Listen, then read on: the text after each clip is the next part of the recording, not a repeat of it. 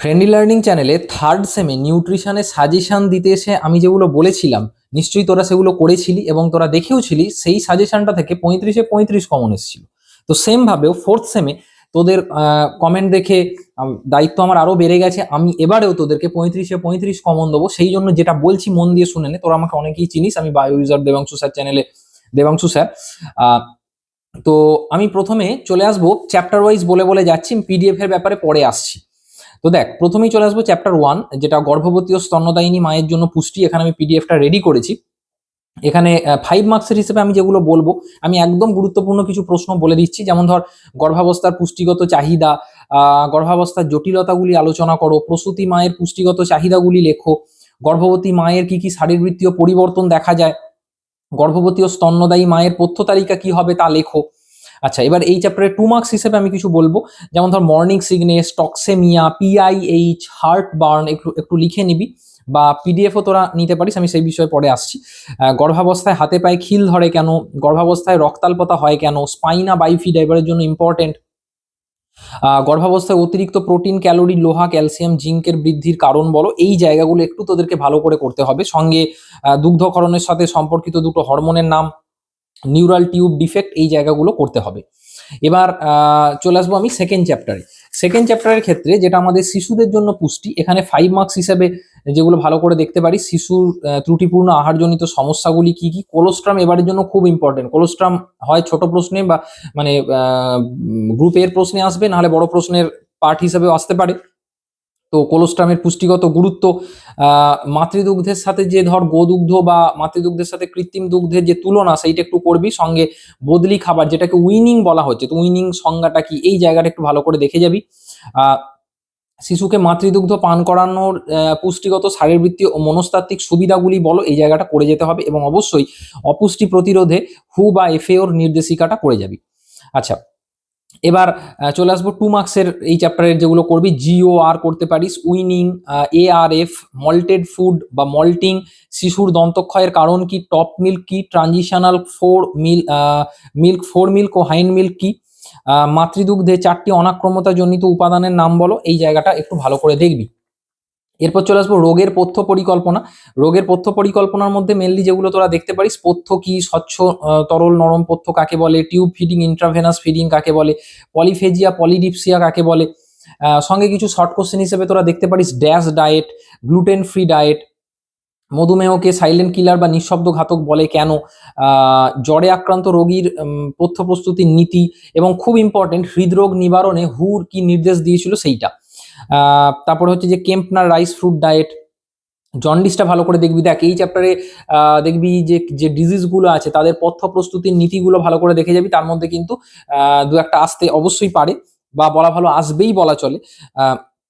এবং গ্লাইসেমিক সূচকটা একটু দেখবি, লিভার সিরোসিসটা দেখবি, ডায়রিয়া দেখবি, বা ধর যক্ষা রোগের জন্য দায়ী যে ব্যাকটেরিয়া। এবার দেখো, ব্যাকটেরিয়ার নাম যখন লিখছিস, এগুলো তোদের কিন্তু অবশ্যই খেয়াল রাখতে হবে যে এগুলো তোদের কিন্তু মানে যখন লিখবি তখন সায়েন্টিফিক নামগুলো যেন অবশ্যই মানে ইংরেজিতে লিখতে হবে এবং নিচে আন্ডারলাইন যেন করা থাকে।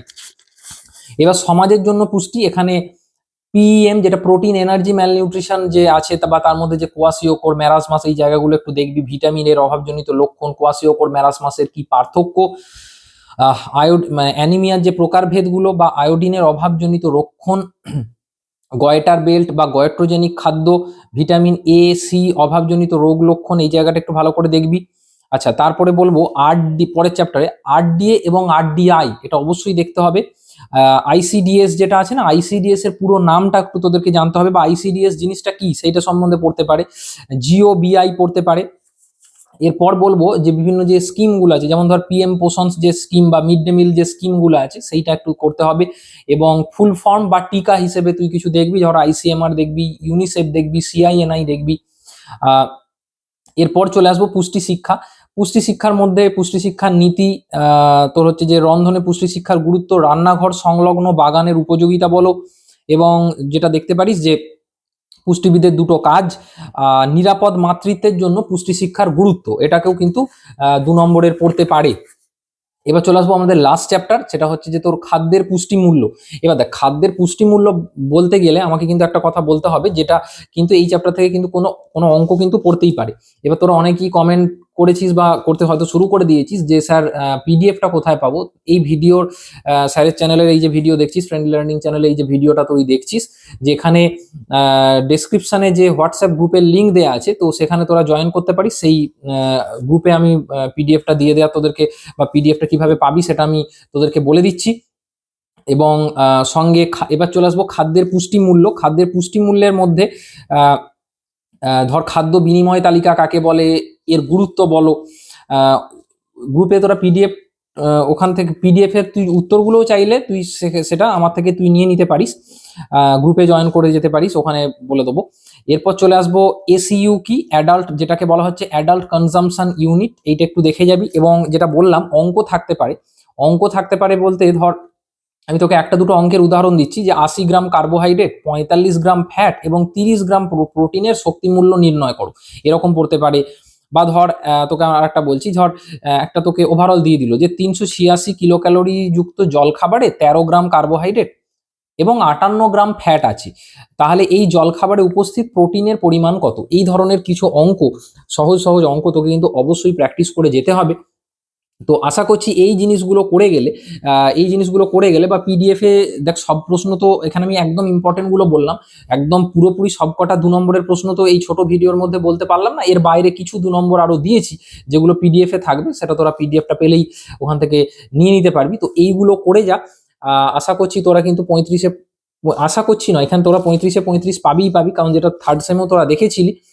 আর এর পাশাপাশি বলবো, খাতা সাজানো নিয়ে দু একটা কথা বলবো, যে যখন স্টুডেন্টদের ধর পরীক্ষা নিই বা তাদের খাতা দেখতে গিয়ে যেগুলো দেখি, যে ওই ছোটখাটো ভুল করবি না। যেমন যেটা বলছিলাম যে বিজ্ঞানসম্মত যখন তুই নাম লিখছিস, যে নাম লেখার ক্ষেত্রে নিচে অবশ্যই আন্ডারলাইন করবি। বা ধর, কারণ তোদের বেশ কিছু রোগ আছে, সেই রোগের জীবাণু থেকে কোনো প্রশ্ন পড়তে পারে, এবং না পড়লেও সেই রোগটা সম্বন্ধে তুই ধর যখন লিখছিস, ঠিক আছে, তো সেই সম্বন্ধে যে মানে সেই জীবাণুটা যে রোগটা করে, সে তার সম্বন্ধে দু একটা কথা বলে দিবি, এবং সেক্ষেত্রে অবশ্যই সায়েন্টিফিক নামটা দেওয়ার চেষ্টা করবি, তাহলে খুব ভালো হয়। এবং বিভিন্ন যে ক্যালোরিফিক যে ভ্যালুগুলো আছে, যে ধর গর্ভবতী মায়েদের থেকে তো প্রশ্ন পড়বেই, বুঝতে পারছিস, যে সেখানে তার কোন, ধর first trimester, second trimester, third trimester, কোন সময়ে তার মায়ের ক্যালোরির চাহিদাটা কতটা হচ্ছে, সেটা অবশ্যই সেগুলোকে একটু মেনশন করে দিতে হবে। বা মা সেই সময় কি কি খাবার খাবেন, বা এই যে যে রোগগুলো বললাম, সেই রোগের কোন সময় কি কি পথ্য খাবেন, সেগুলোকে একদম চার্ট করে লিখবি। দেখ, প্রশ্ন কিন্তু একটু ভালো করে খেয়াল করবি, তোকে যদি বলে ডায়েট চার্টটা লেখো, তাহলে তুই কি কি খাবার খাবেন সেটা অনুযায়ী করে দিবি। আর তোকে যদি বলে তার থেকেও বেশি চান্স আছে তাদের পথ্য প্রস্তুতির মূল নীতিটা লেখো। তো পথ্য প্রস্তুতির মূল নীতি বলতে তিনি প্রোটিন জাতীয় খাবার বেশি খাবেন না কম খাবেন, কি কার্বোহাইড্রেট জাতীয় খাবার বেশি খাবেন না কম খাবেন, বা প্রোটিন জাতীয় খাবার কোন ক্ষেত্রে, বা প্রোটিন জাতীয় খাবার কোন ক্ষেত্রে রোগীকে আমরা দিতে বারণ করি, বা সেই জায়গাগুলো একটু দেখে যেতে হবে, প্রপার পয়েন্ট করে লিখবি। আর যেগুলো বললাম সেগুলো করে যা, সঙ্গে পিডিএফ এর বা আরো দু একটা কিছু এক্সট্রা 2 নম্বরের প্রশ্ন দেওয়া আছে, করে যা। আমি দায়িত্ব নিয়ে বলছি, তোরা এখান থেকে 35-এ 35ই পাবি। তোরা আবার বলি, যেটা ভিডিওটা বলে শেষ করব, এই ভিডিও ডেসক্রিপশন বক্সে থাকা বা ফার্স্ট কমেন্টে থাকা, পিন কমেন্টে থাকা, যে কোনো একটা জায়গায় থাকবে, তোর হোয়াটসঅ্যাপ গ্রুপে জয়েন করে যা, সেখান থেকে তোরা পিডিএফটা সংগ্রহ করে নিতে পারবি। দেখা হচ্ছে, থ্যাংক ইউ সবাইকে।